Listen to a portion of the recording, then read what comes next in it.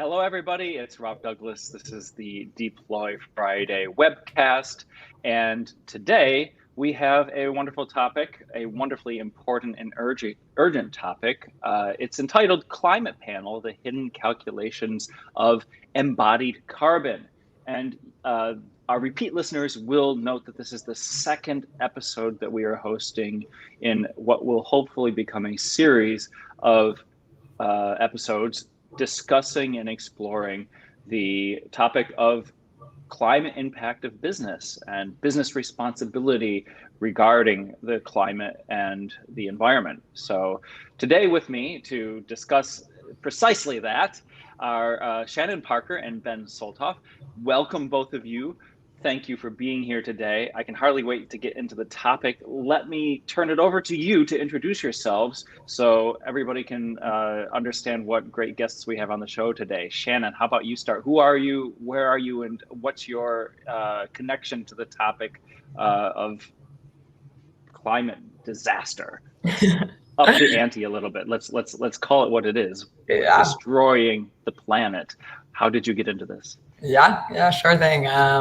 So thanks for having us. It really is a pleasure to be here with you guys. Robert, my name is Shannon Parker. I am the co-founder and COO of a small climate tech company called Carbon Insights right now. And we're on a mission to help people build carbon literacy by building financial literacy. So we developed an API that can calculate the carbon, the land, and the water use impact of any transaction. And so this has been, an excellent project company to be working on for, almost the last 2 years. And I really came into that through my studies at the Duke Masters of Environmental Management and MBA program. I'd gone back to grad school because I'd been working on solving big problems in operations and supply chain previously in my career. However, it was actually in the pharmaceutical space. And I decided that I wanted to apply it to something a bit more meaningful. I'd always been outside in the environment growing up, running through the woods, visiting national parks. And, just some of my experiences working in pharmaceuticals, I realized truly how unsustainable business was. And so went on my own journey to figure out how I could jump into fighting that climate disaster, and came out the other side of graduate school with focusing on carbon insights and developing that technology. Fantastic. Thank you. Ben, how about you? Who are you? Where are you? And what is your connection to caring about the environment and the climate and carbon? Yeah. Well, first of all, Robert, I am so glad to be here. Thanks for inviting me. My name is Ben Soltoff. I am in Boston, Massachusetts. I've had a career that spanned business, policy, entrepreneurship, all with a focus on climate. And I think what's brought me to that focus on climate is caring a lot about the planet. I've got the planet on my t-shirt here, not just the natural systems, but also the people who live on it. And that's expressed itself in different ways, but that's been a through line for me for my entire career and large part of my entire life. I won't go into every detail, but I worked in climate policy for a while, including at the World Resources Institute, did a similar master's program to Shannon, but at Yale, the Joint Business and Environment program. Yes, Robert's got the Yale represented there. We both wearing a little bit of ourselves on our t-shirts, even though his overlap was brief. I was then spent a little longer at Yale developing their innovation ecosystem. I worked at the Center for Business and Environment, as well as the Center for Innovative Thinking at Yale, as basically an entrepreneurial advisor, helping students come up with climate solutions, learn about the new ground to explore, discover, develop practical ideas and businesses. And I helped run some accelerator programs, some educational programs, and have exposure to a lot of different ideas through that. Currently, I am kind of freelancing. I do writing for GreenBiz on climate tech, and I'm also part of the On Deck Climate Tech Fellowship. Fantastic. Thank you so much.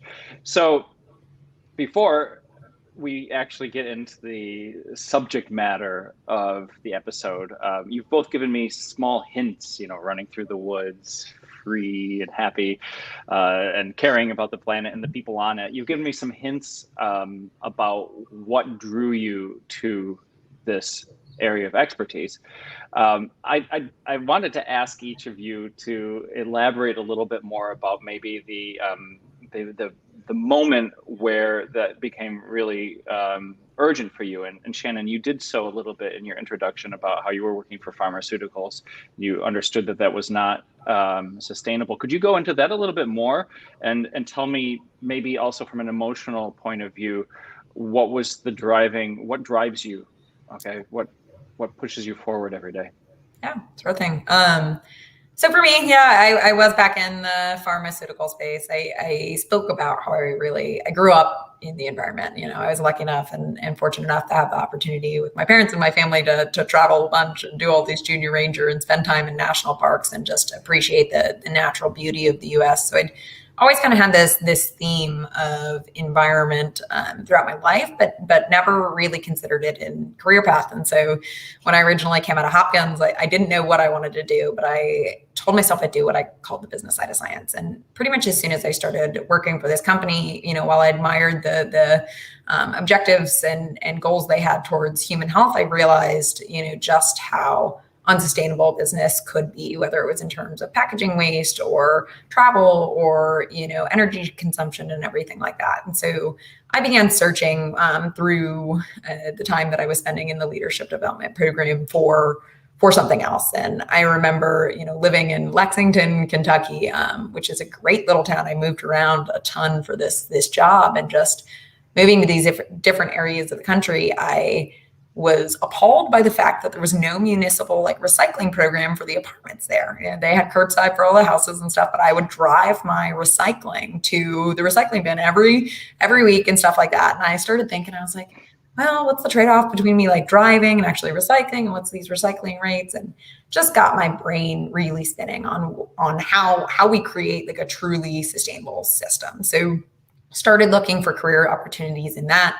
Didn't really know, exactly what that looked like until that company actually hired their first director of corporate social responsibility. And it was almost like light bulbs went off in my head. And I just knew that this was a field that I needed to get into in a way. And once I made that step kind of through that first door into what I called sustainable business, I realized that there was so much opportunity and so much need for people to get in here and to do the work, whether it is through a sustainable position or, you know, through their day job and advocating for sustainability in business.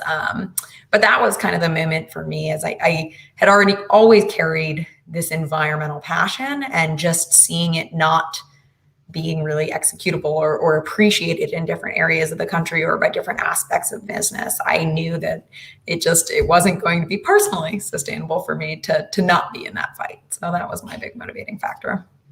Thank you for that amazing story.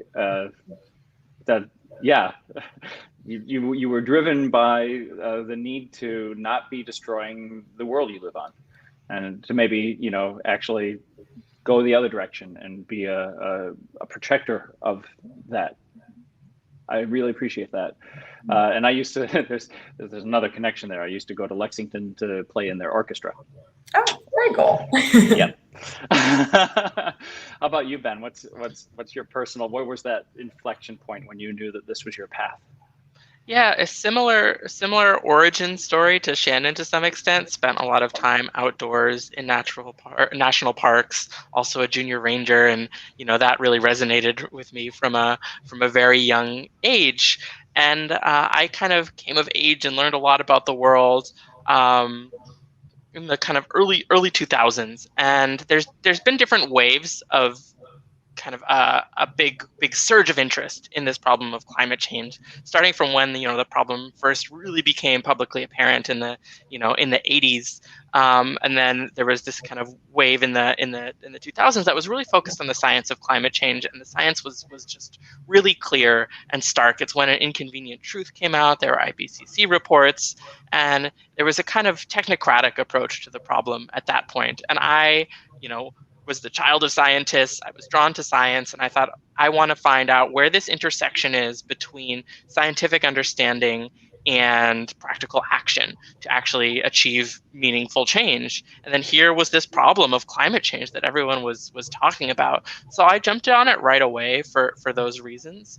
I think that the current wave has a much bigger emotional side of it. I mean, I think the big instigator has less been the science. That's been the the basis of it, but the youth-led climate movement has really pushed this forward. And the youth-led climate movement will constantly point to the science, but it's added this extra emotional layer that I don't think was there as strongly when I first came into it. And I think there's limitations to kind of coming in with purely that scientific understanding, purely seeing this as a problem that can be solved by, adjusting policy levers and introducing new technology. Those are all important things, but it's such a complex challenge that you really need to have buy-in across multiple different sectors of society and people willing to do things that are difficult. I don't want to necessarily say sacrifice, because in the long term, it's certainly not a sacrifice, but it's difficult up front. Absolutely. And so I think that's why I've been currently attracted to entrepreneurship, because entrepreneurship and innovation is really about taking what we know about the world, finding gaps, and it's where the rubber hits the road, and applying those things and filling those gaps and taking action in a really fast moving and nimble and dynamic way. And of course, it's built on information and scientific understanding, but it's so practically oriented, and that's why I love it so much. Thank you. Amazing. So it's just astounding how much the two of you in particular, but even the three of us have in common, from whether it's the schools attended or nearly attended to cities that we've worked or played in, but also just the emotional story that you described also mirrors very much my own interest in the topic, and why, at least in this way, by hosting these shows, I'm at least promulgating the conversation and giving it as big of a pedestal as I'm able to offer. And I hope that many people over the next coming months and years will watch this and hopefully learn from it. All right, to the subject matter itself. Shannon, you introduced me to a term in our prior discussion, embodied carbon. It was so interesting to me that I put it in the title of the show. Would you please give us a primer on the difference between embodied carbon versus operational carbon, as you outlined it in the notes that you made about the show prior to us beginning? Yeah, sure thing. So embodied carbon is a term that is often used when talking about buildings and new construction, right? It's a term that I picked up actually during my time at WeWork when we were trying to evaluate the embodied carbon of the spaces that we were operating. But I really latched onto this term because it represents a trade-off, right? There's a trade-off in all forms of innovation and new construction, whether that is buildings or, say, new technology equipment, so new servers, new laptops, new infrastructure, and everything like that. And the embodied carbon is all of the carbon that actually goes into making a product, whether that product is the building where the term is typically used, or whether that building's a laptop or a computer that you're using, to be able to conduct your work. And so it's a term that, people don't often think about. Instead, they're thinking about really the operational carbon, which is the energy consumed to run your laptop rather than the, energy that was required to build your laptop in the first place. And so that's really the difference between the two. The embodied, or sometimes called embedded carbon, is what is required to build the product, and then the operational is what is required to run the product. Thank you. But actually, I know one context off the top of my head where those two measures of cost, carbon cost, do come into discussion quite frequently, and that's in the electric car arena. So there are, of course, people who are pro-electric cars and people who think that, I don't know, maybe these people don't exist as much anymore, but people who think that it's a bunch of hogwash, and that there's even arguments made that the electric car movement is worse for the environment than just business as usual. And the argument is usually framed as, yeah, okay, so you're not filling your car with gasoline, but how much energy and carbon was used in making that car, and is it more for an electric car than it is for a traditional gasoline car? So I think, though, am I correct? Are those those examples of the embodied carbon versus the operational, where the embodied carbon would be the manufacture of the car, the operational carbon is the energy that powers the driving of it?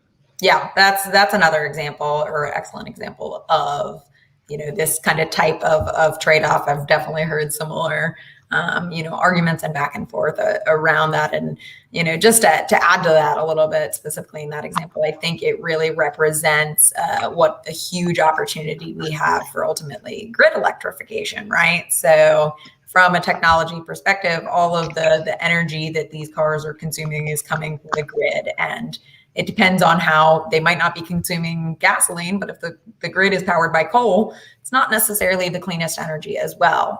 But if we are, seeking 100% renewable energy sources for our grid, that embodied carbon, the carbon that actually goes into producing the vehicle as well, if produced on, say, that similar grid, is also significantly reduced. So it's very interesting because there is a trade-off between building something new and, maybe operating something old. But in reality, they're also very intricately tied together when it comes to, topics like the grid and renewable energy of all of this. So I'd like to keep it with you for a little bit longer, Shannon. We'll come to you in a bit, Ben. But I was curious about the Carbon Insights API that you mentioned. Would you describe that to us and how it works and what it measures? And do these concepts of embodied versus operational carbon come into play in the usage of that API? Yeah, absolutely. So the Carbon Insights API, as I summarized it earlier, effectively calculates the carbon, the land, and the water use impact of any sort of transaction. And when we flip and we think about personal consumption, because that's the space it's designed to be used in, imagine going to spend, say, $20 at ExxonMobil or something like that, and then being able to see what the carbon footprint of that transaction was on your credit card. That's kind of the idea behind the API overall. And it does cover both scopes of, say, embodied and operational.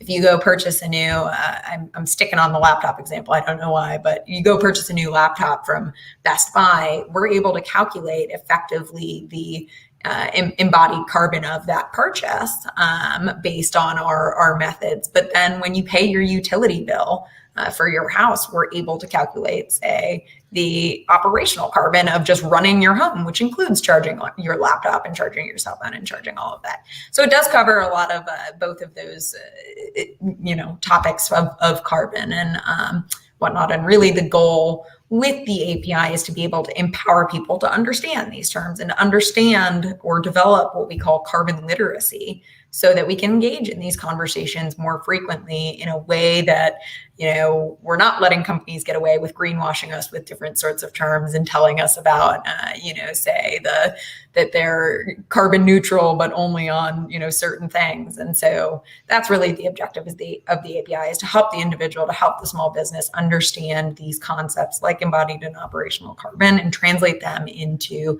action when they engage with their supply chains, including companies and everything that we purchase from. And the data that you must work with must be vast, because or you must have specific verticals of transactions that you're good at and maybe some that you're not so good at. How can you typify that for me? How much of it is really precise and how much would you say is, still in the guesswork zone? Yeah, so we look at, or the way that we talk about it is that there's a few different levels of it right now. Right now, we operate at a transaction sort of categorization level. And, we can use up to almost 400 different categories of transactions, which, as you can imagine, probably works really pretty well when you're saying, hey, I'm paying my utility Duke Energy, or I'm purchasing gasoline from Exxon. We can get really specific on the calculations in those scenarios. Where we're continuing to innovate and find a better route is really through those aggregate purchases from someone, say, like Amazon, where I can't tell if you just went and bought, a bottle of wine or something completely different, right? Wait, I just got an insight and I need to interrupt you to make sure I understand, and maybe everybody else too. So you mentioned credit cards earlier. Are you literally scanning credit card transaction histories and then looking at the supplier there and then trying to do the calculation? And that's why Exxon or Duke would be very clear cut. Okay, I just bought $60 worth of gasoline. Boom, I know exactly how much energy there is. Or I paid like this much for Duke Energy's electric bill. That's this much electricity, easy calculation. Whereas if, the Amazon example, anything could be in the box. Right. And so I just bought a box of coal. What's my carbon cost of that? coal. Exactly. And so yes, you're absolutely correct. What we're doing is we're working with transaction level data. So that could be credit card, that could be debit card, we're exploring other opportunities, but we work at what we call the categorization level. So each, if you have ever used, for example, Mint or a different kind of financial platform, the majority of your transactions are categorized, and some of those are categorized really well, and some of them, could use some work. So we operate at that level right now and can provide a very base carbon footprint for any transaction that has a category. We're also looking at applying some AI methods to do our own categorization and eventually drilling down into brand by brand specific carbon factors. So being able to say, so for example, right now, if we were trying to differentiate between, say, Nike and Under Armour or something like that, our API isn't so specific as to say, $100 spent at one of these is better than the other, but we're actively looking at incorporating those. And instead of getting down to the brand by brand level first, what we've done is focus on improving our calculations specifically around the 4 major areas of personal carbon footprints, which includes diet, travel, gasoline consumption, and utilities overall. And so what we can do is we can tell based on where you spent the money, say for your utility or for your gasoline purchase, we can actually calculate the exact amount of gallons of gasoline that you've consumed or the exact kilowatt hours of energy you've consumed using utility rate structures and everything like that incorporated into the API. So definitely work to be done to drill down into even more specific carbon calculation. But, I think the majority of the benefit is to the population that maybe doesn't even understand what the average American carbon footprint is first, or what a metric ton of CO2 or CO2 equivalent is. And that's where we're really trying to build that foundational level of education using our product and using it at a point in which people are already consuming data, checking their credit card statements, checking their bank apps, checking these sorts of things. We can leverage, what people already kind of understand about the dollar to translate that into a metric ton of CO2. Amazing. I have so many thoughts, but I just wanted to check in with Ben and see if you had anything to react or add to that at this point before I go on with questions. Yeah, great work that you're doing, Shannon. I'd love to learn more offline. But getting to the initial point on the embodied carbon, I think Shannon outlined it really well and very clearly. I think this gets to a bigger conversation that's happening right now around the concept of net zero or carbon neutral, somewhat similar. A lot of countries and companies are putting out these targets at big institutions, small institutions. It's very in vogue right now to put out a net zero target, and there's so many of these coming out, but there really needs to be some accountability and clarity on what exactly that means. And I think embodied carbon is a great example of that. What is scoped when you say net zero, and what's out of scope? And how material is that to the functioning of your business? It's not just good for you, you're net zero, good for you, you're carbon neutral under the laxest possible standard, but then you've kind of cleared the bar. You end up with a race to the bottom there in a way that can actually be quite harmful and detrimental. So asking these kinds of questions of what's in scope, what are the emissions, and what are the non-climate impacts, as we were talking about metals. It's not just about climate. The environmental movement is really focused on climate for good reason, but there's plenty of other issues that can come from mining and extractives that aren't necessarily climate related, and those are important to consider as well. So I think these questions are some of the most critical questions that need to be asked around corporate sustainability right now. So Ben, you work with startups and entrepreneurs a lot. What are the types of concerns and questions that you get confronted with the most in the early conversations? In the early conversations, I think a big one for startups is just, how do you bridge both the impact that you're having and creating a viable business? We are in the midst of one of the biggest transitions that humanity has ever gone through, from a fossil fuel-based economy to a renewable and circular economy. And there are a lot of shifts that need to happen. There's a lot of new technologies, and then there's just a lot of new models and ways of doing things. How do you finance things? How do you make sure that people can access things logistically? Those are all opportunities. And so I think that a key thing at the earliest idea stage is to not just identify a problem, but to identify an opportunity for a new business. And I mentioned I'm a freelancer. One of my most recent articles was about how this kind of challenge of identifying net zero opens up an opportunity for organizations like Shannon's to help companies, especially those companies that have really large footprints that are really driving this problem. How can you help them get to meaningful and ambitious goals, and how can you help them set them, and how can you help them meet those goals? That's one of many opportunities that exist in the transition. So I think, to kind of directly answer your question, the biggest challenge is, how do you find an opportunity and a real value proposition in this humongous and complicated transition?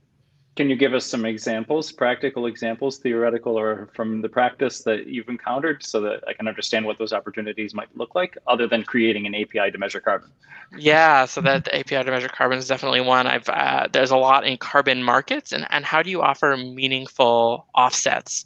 A company that I've worked with for some time that's really charging ahead in this is NCX, formerly called Sylvia Terra. They started out just helping foresters manage their forests. They came from the same forestry program that I did, and saw, people are going out and measuring so much by hand. We can help them do this better with satellites and drones and just all of this wonderful electronic and remote sensing technology that we have. That was their starting problem to solve. They did this about over 10 years ago. As the demand for carbon offsets really expanded and this whole market emerged, a lot of their customers wanted to participate in that market. And a lot of the folks who were demanding carbon offsets wanted to connect with these customers. And a lot of the ways that happened in the early days was not always the best. It was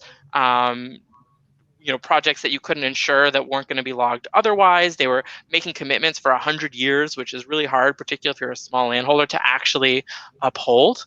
And so it just was hard to say that carbon was really going to be stored. And there's a lot of reporting and journalism raising some questions, and some very important questions about carbon offsets. So their opportunity here was, we know how smallholder farmers work. We know how to collect data on every single tree in a plot of land.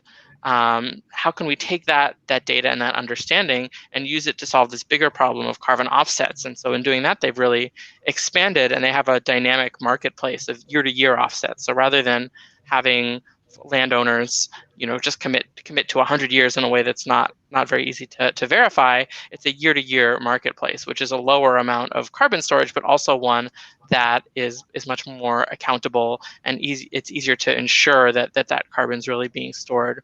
So that's one example of a startup that identified a problem. There's also a ton of innovation possible on the mitigation side, and I don't want to focus too much on carbon removal. I think it's going to be a huge industry, but it's really a small fraction of the challenge compared to reducing emissions at the start, and that's another big focus area as well. So let's get to that in a bit. I'm glad you talked about the carbon markets. I'm actually going to call on you to explain that in a more fundamental way. Absolutely. So I remember when cap and trade was first proposed, and some of the resistance to it and the skepticism, also at the street level. Like when I first talked about that with my own mother, she was like, "That sounds horrible. Sounds like a stupid idea." I'm pretty sure she's changed her mind since then, as probably a lot of people have. But let's talk about that. What does a carbon market mean, and what's the goal behind a carbon market? And can a cap and trade strategy work? And at what scale would it have to be implemented before it solved the problem? Is that for me? Yes. Sure, I can get this started, and I'm sure Shannon has some thoughts here as well. I mean, since this audience may not be entirely familiar, I'll start at the beginning. Shannon talked about the idea of a carbon footprint, and however you measure it, every company, country, individual is in some way responsible for greenhouse gases going into the atmosphere, and greenhouse gases cause climate change. So one way to address that impact is to directly reduce it. For an individual, there's not that much you're doing like in your direct day-to-day life. Driving a car is a good example, because you actually, like, through that action, there are emissions from the tailpipe that go into the atmosphere. A lot are from the electricity you draw from the grid, which is a lot less direct, or the products you buy and the kind of whole supply chain there. So it's not always direct, and there is some overlap between one person's or company's emissions and another one's, and so there's lots of accounting to do there. But at the end of the day, there's a certain amount of emissions that you can tie to any kind of entity, and the most effective way to reduce those emissions or to cancel them out is to just stop emitting them. A simple one would be ride your bike instead of driving a car, and then those tailpipe emissions don't happen. But for anyone, but the embodied carbon is still there. Is embodied carbon, bike. yes. True. Still probably less than an automobile, but yes, a bike is not. Nothing in this world is 100% carbon neutral, at least at the moment, because we've got such a dependence on fossil fuels throughout every sector of the economy. And that gets to kind of why there's a need to offset, because somewhere when you dig back far enough, somewhere a fossil fuel is going to be burned to create something that you've done. And so it's really hard to rule that out completely. And so the interim solution there is to then fund or support reduction in emissions elsewhere. So a simple way to do that is to plant a tree, and a tree takes in carbon dioxide and it puts out oxygen and water. So that's one way to do it. They're also developing machines that can collect carbon at a point source or directly from the air. It's quite expensive to do right now, but it is at least possible. Or to capture it in rocks through geologic storage and mineralization. So there's a lot of different ways that you can take in carbon. And so the way that companies have these goals of being net zero in terms of the greenhouse gases they put out is they will pay someone else to do it for them, essentially, in the short term. And that is the idea of a market, and that's kind of the basic idea of cap and trade. The problem is, if you are continuing to emit greenhouse gases, like 1 ton of greenhouse gases that you've paid someone else to reduce, but it turns out their reduction isn't as much as you thought, then you're losing out on the accounting, because the emissions stay the same, but you think you're neutral, so you're not even going to try to reduce those emissions elsewhere. And the more that happens, the more that the problem isn't addressed in the short term in ways that it could be. So having a market that's not working, a market with double counting, 2 people pay for the same project, or a market with leakage where you pay for it to happen and it doesn't actually happen, those are big problems. And so I think a lot of the issues in developing the carbon market right now is to make sure that it's really robust, and that when you pay for a ton of emissions to be reduced or removed, that it's actually reduced and removed in exactly the way it's supposed to be happening. So Shannon, go ahead, Shannon. Well, and I was going to say, Ben, I'd like to add a layer here to differentiate between, both the offset and the kind of cap and trade system, in that what we're seeing with large corporations and the purchasing of either personal or corporate offsets right now is largely what's operating in what's known as the voluntary market, right? And on the other hand, in like Europe or other areas of the world, you're starting to see a regulatory carbon market where you are seeing this cap and trade system, for example, that Robert has suggested that we use for a lot of other environmental sort of emissions. Well, basically say, company, you can't produce more than X amount of metric tons of CO2 or environmental pollutant, whatever that is.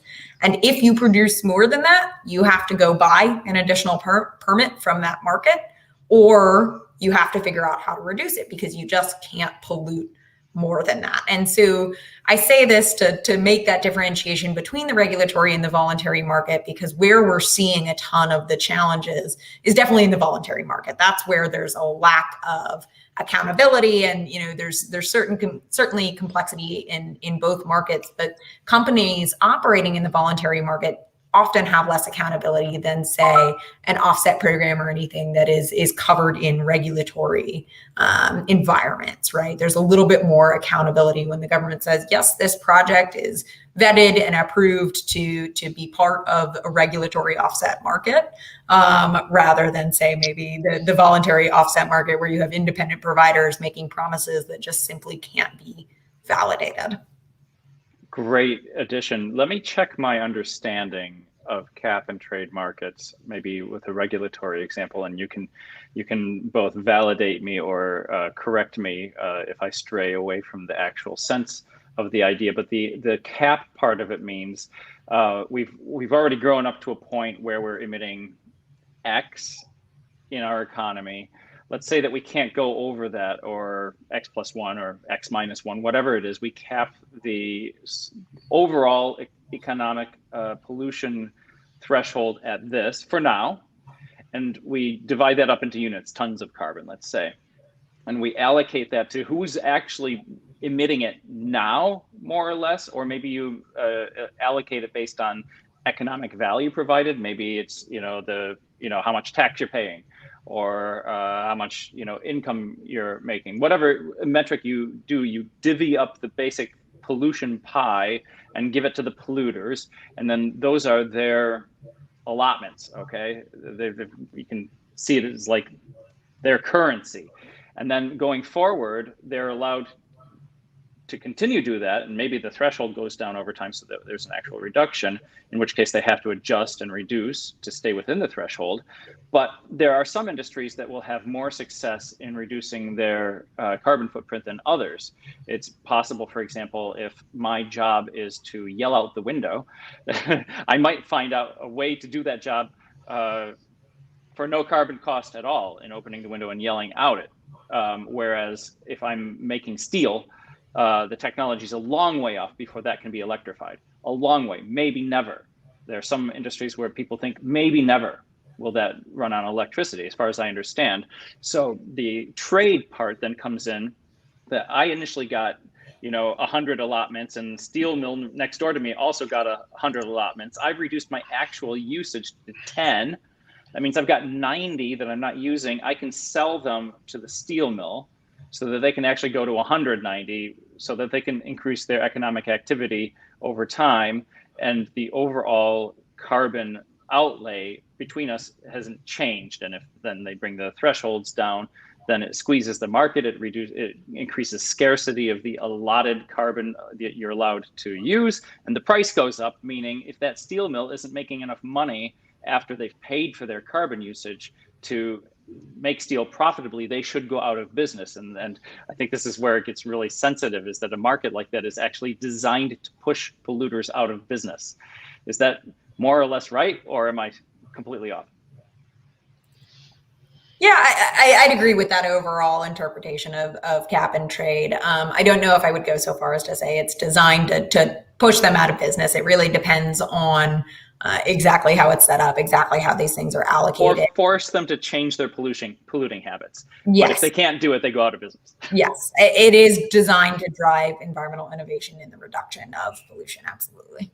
Yeah, I mean, and I would reframe that because I think the way that cap and trade or carbon tax is presented overall is a price on carbon, and if it's not that steel mill that's paying that price, someone else is paying the price. That's the economic concept of an externality, and so that price is being paid by small island nations. It's being paid by people who suffer the public health impacts of a hot day and wildfire smoke.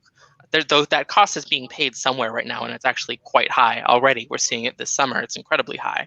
And so what these things try to do is to put that price back to the person or entity who is incurring that cost. And so yes, it adds to the cost of doing business, but it really leads to a better market because that cost is going somewhere in the economy. So it puts that cost back where it should be in the economy, putting a little bit of a moral judgment on it there in a way that an economist might not. But that's the idea of it. And so yes, that means that it will be more expensive to produce certain things, but it also means that things will overall be fairer from an overall societal perspective.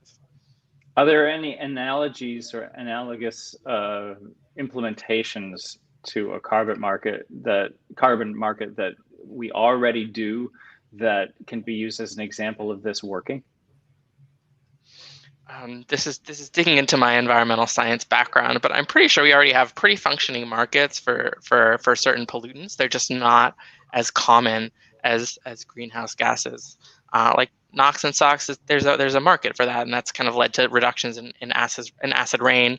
And I haven't focused on this area for a while, so I don't want to speak too much out of my area, but we can do it. And there was a Montreal Protocol, which was less of a cap and trade sort of system, but that was reducing the refrigerants and other chemicals that led to the hole in the ozone layer. There was only a really small set of actors who was putting those out, and they were pretty viable alternatives. So both of these were somewhat simpler problems to tackle environmentally than climate change, which really comes from everywhere and everything, in a sense. So it's a lot harder to do it, but we have solved global environmental challenges, or at least mitigated them to a large extent in the past. So it is possible, but it would be disingenuous to say that this is going to be that easy. Right. Yeah.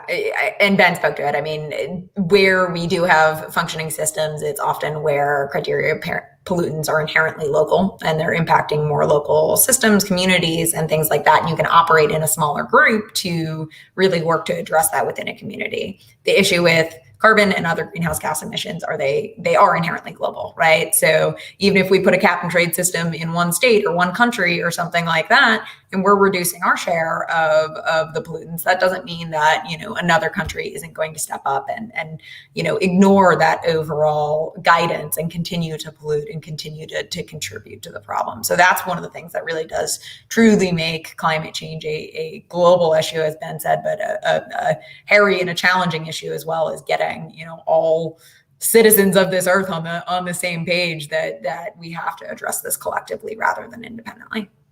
So it seems to me like that's where Carbon Insights actually does come in and play a strong role. So as I understood it, you're targeting the consumer level awareness and enabling them to, somebody like me, to understand what my daily activities are doing in terms of, killing the emperor penguins and the polar bears.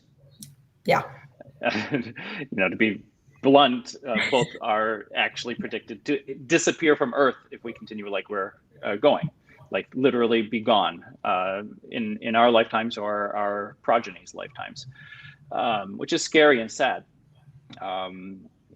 So your company is helping me understand what role I'm playing in that. Aside from me actually just deciding maybe to use one product versus another, maybe to eat less beef and more plant-based protein, aside from things like that, is there also an expectation or an enablement involved where I can go to my utility company or my cloud hosting company and demand that they be accountable for the embodied and operational carbon that's being emitted through the use of their product?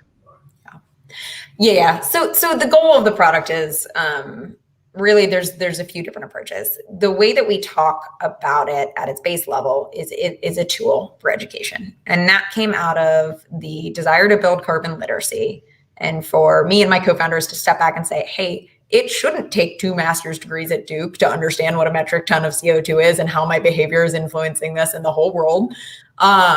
And we need to make that accessible to people, not necessarily because we're saying, hey, it's on you to reduce your carbon footprint. We all know that personal carbon footprint compared to the big bad, oil companies of the world is nothing. But it is on us to be educated to engage in these topics, to be able to continue to push back and say, I'm not going to purchase X, Y, and Z thing because I see that this company doesn't have renewable energy commitments, or they're trying to greenwash me. Because the reality is on the other side, not necessarily the carbon market, but just like the regular economic market, is companies respond to demand. And they respond to a desire for more sustainable products or services in a way, and they'll continue developing those.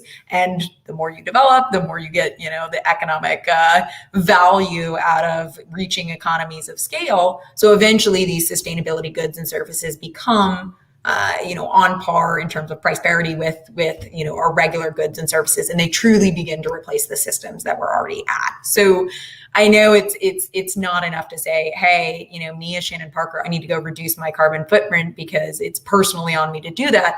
But no, we do have a personal responsibility, and that's what Carbon Insights is trying to empower in a lot of people is, one, let's be educated about this. Two, let's use it to make different decisions, not because it is necessarily we have to reduce the footprint, but because the decisions we make can influence these companies to reduce their footprints and everything as well. Yeah, and I'm going to bring up the comment that Pan DJ just put up here, stop carbon emissions, stop meat, just as a way of, I agree, by the way, but just as a way of highlighting that a lot of the thinking that happens on this topic really does focus on individual behavior, and a sense that if we could just convince everybody to do this or that, or become vegan or drive a Tesla, that the problem would be solved. What's the problem with that thinking, or how accurate is that type of thinking? Should that, is that the right way to frame the solution? Is that part of the solution? Is that the whole solution? How far will that get us?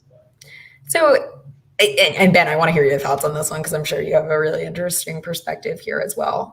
Honestly, the original idea of the personal carbon footprint was one of the biggest scams brought to the world by, I think it was BP. Don't quote, well, I guess you could quote me on that one, but I'm pretty sure it was BP quite a while ago. They introduced this idea of personal responsibility around carbon footprinting. They came up with that? Yeah. At least they helped to popularize the term and put out a quiz about it. Right. Those Gulf Coast polluting, oil producing polluters came up with that term? Yeah. Are they the same ones by any chance that buried the scientific predictions that we'd be exactly where we are now, or was that Exxon? That's Exxon. Or both of them? Yeah. And so the carbon footprint definitely gets a negative, the personal carbon footprint gets a negative stigma from that sense. I see it not, again, as an accountability of this is my contribution to the world. No, it's not the biggest mechanism for change, but change starts really within each and every one of us, and being willing to make these decisions that are also going to influence companies. Because any company, maybe this is my MBA coming out here, but any company that's just producing a good for the sake of producing a good and not responding to customer demand, not going to be in business very long. And so the reality is that these companies are responding to what we say and what we do. And so we need to continue to address what's kind of called the value action gap, where we tell companies that these things matter, but we don't necessarily action them in order to continue developing this sustainable system. So the reality is we can't, they do make a difference, PanDJ. It is from the fact that we are all part of a larger system, right? It's not that me, using my reusable water bottle or biking to work is ultimately going to save the world, but everybody doing something like that and everybody demanding that these larger companies do something about it is. And Ben, awesome. I don't know if you have a perspective on that. I definitely have some strong feelings and points there, but I want to hear yours. Yeah, I agree with at least some of that. I definitely think that there's ways that we can reduce our personal impact, and those have a greater systemic impact than just the sum of their parts, because you see your peers doing things, companies see demand shifting, and then things kind of move along and they pick up steam and gain momentum, and we get change that doesn't just inch along, but it accelerates. I think that you can drive yourself a little crazy trying to change every part of your carbon footprint. And, not everybody can be a Greta Thunberg who sails across the ocean and, in just every way that she lives her life, really thinks about the impact of things and takes a lot of challenging measures a lot of people would find challenging. I think that it's great for activists and leaders to take those steps. I think there's other leaders who could follow in those footsteps, but not every average person is going to be able to do that. Or if they did, it would add a lot of stress. And I think that, managing your own well-being and mental health is important as well, particularly if you are deeply passionate about this challenge. It can be hard to sustain. And I think it's also okay to accept that you're not going to be perfect in your own impact. And there's also a lot you can't change. You can switch to an electric car, But if the grid is still mostly powered on coal where you are, the electric car is not actually doing that much for the climate. And there needs to be a systemic shift in where energy is coming from to accomplish that. So, other things that don't have as direct impact on your footprint are, the leaders that you vote for, activism that you take part in. I know in some of these kind of more pragmatic circles, activism is kind of seen as, well, what is that accomplishing? You stood somewhere with a sign. But I've talked to business leaders. When they see people in the streets, they say that's our customer base potentially. We don't want to be the object of that negative feeling. That's something that businesses very, very much want to avoid, probably more so than a direct loss of profits, is being seen as a social pariah. And so, being out there in the street or doing it digitally or however you're comfortable expressing your views, it does make a difference. So there's multiple ways that you can achieve some kind of systems change. I think the important thing is to do the most meaningful things and the most impactful things that work for you, and then to also be aware that it's a marathon and not a sprint, and you can live an aesthetic life for a month and then get sick of it, or you can create lifestyle changes that last for your entire lifetime. The latter is going to be much more sustainable, both environmentally and personally. Yeah, I'd like to pick up on, go ahead. I was just going to say, it's really, you're hitting the nail right on the head, that you have to be able to manage and action all of this while managing climate guilt. One of the best quotes that I was ever told was that guilt is a little bit of a BS emotion. And that's not always true, but when it comes to climate, I believe that is. If you're doing everything that you can, if you're educating yourself about these things and acting, to the best of your ability to do these things, it's one of those things that you do have to learn to let go. The climate guilt is real. Climate guilt. I suffer from that because I look back, especially at my business activities over the past 2 decades, and I think that was a lot of airplane travel. Was all of it really necessary? And was I contributing positive value to the earth and engaging in that particular activity at that time? And I have a hard time justifying it. The pandemic has helped us with that. It canceled all of our travel agendas, at least for my business. And I spent 2018 in something like 15 different countries. And in 2020, I only left the city that I live in once, and that was to get my vaccination. So it was a huge difference. I'd like to pick up on something Ben said, though, about the marathon versus a sprint, and maybe put a finer point on it. I mean, so short answer, how long is the carbon in the air? Oh, you're testing my environmental science knowledge, but it's a long time. I think it's about 100 years. At least, right? Okay, let's just go with 100 for the non-scientific, the average or the approximate. It's a long time, longer than most of us will live. So we do something now, it has an effect on the planet for longer than we're going to live. Okay, maybe even longer than our children are going to live. Very hard for us to think in those terms. I can barely think 3 days ahead, and I definitely can't remember yesterday. So these are really hard concepts for me. We talk about climate change and emissions reduction, but what's often not talked about in enough clarity in my mind is that the carbon from all of our activities from the past 100 or so years or longer is in the atmosphere now. It's there now. So the oceans have absorbed an amount, but they're getting full of what they can absorb. The Amazon forest absorbed a lot for a while, but now we're reading that it's turning into a carbon emitter because of all the slash and burn activity that's going on, and also the different heat profile that it's being subjected to. The Siberian permafrost has sequestered carbon for centuries, and now it's losing its ability to do that because it's thawing. So if we reduce emissions, that means we're still making the problem worse as we go on. That doesn't mean if we reduce the emissions this much, doesn't mean the problem starts to get better per se. It means that it gets less worse less quickly. Is that true? You're shaking your heads. It's almost like nobody actually really wants to say it because it sounds so daunting.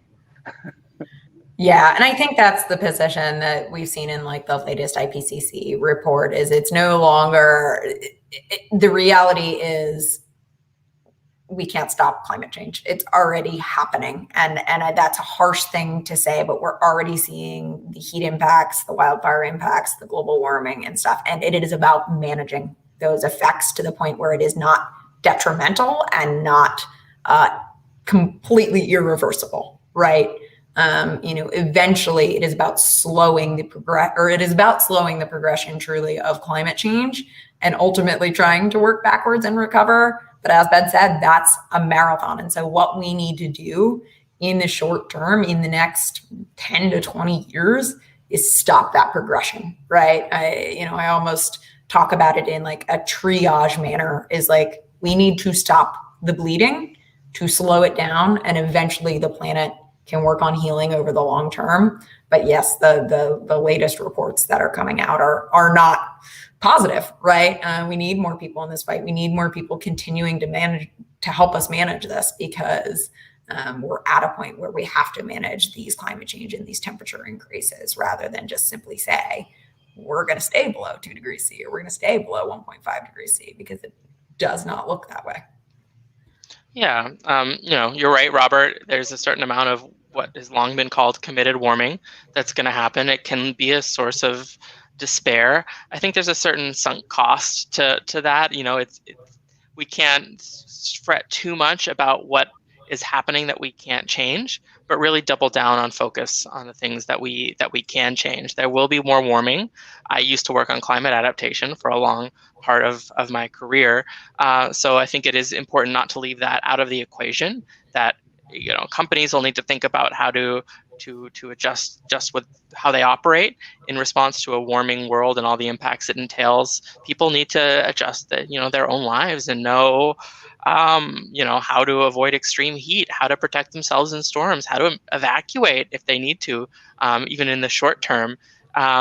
We see a certain amount of death and destruction from these things, or even like wildfire management is an adaptation strategy to some extent. We're going to have hotter, drier conditions. We can manage our forests better in a way that they don't burn down to the extent that they're burning down. That doesn't mean that we just accept all climate change is happening, but also we can both address the problem that we've got and make that problem not so bad in the future. And those things together, I think, are how we do as well as we can with what we've got. And I think that there are plenty of scenarios that avoid catastrophe with those things together. We're going to have climate change. That's here. I think the challenge is to avoid complete catastrophe on an even worse scale than we've seen before.